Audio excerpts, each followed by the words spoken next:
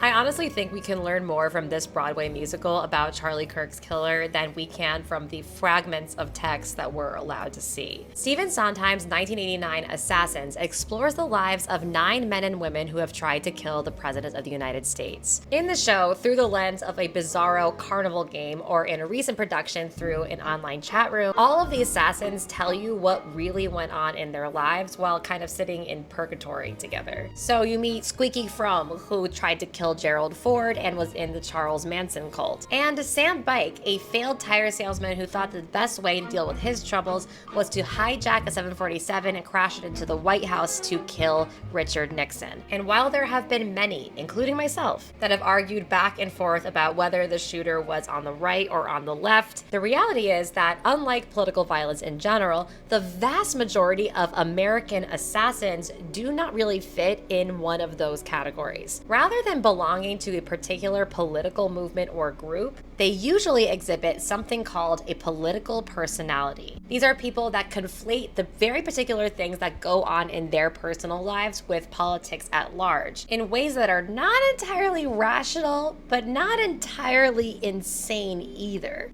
The more we learn about the kind of internal thoughts that these people have, the more we can understand how the sort of political violence that is all around in American culture in a way mixes with what happens in their lives to make these patterns that are behind why they do what they do. The problem is that our sources for what was going on in their lives are often highly untrustworthy because they are highly politicized. For example, assassins like Leon Czolgosz, who is technically acting on behalf of workers' rights, or at least he believes so, was ruled as insane, while Charles Guiteau was ruled by psychiatrists to be sane.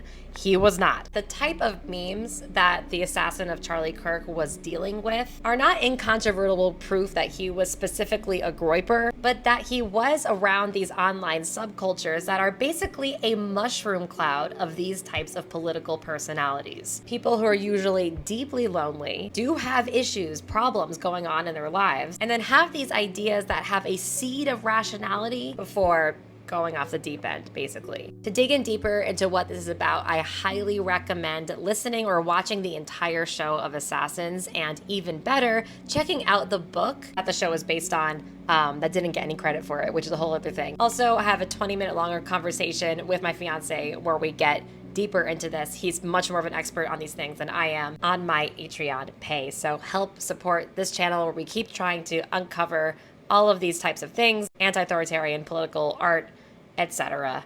Thank you so much. Goodbye.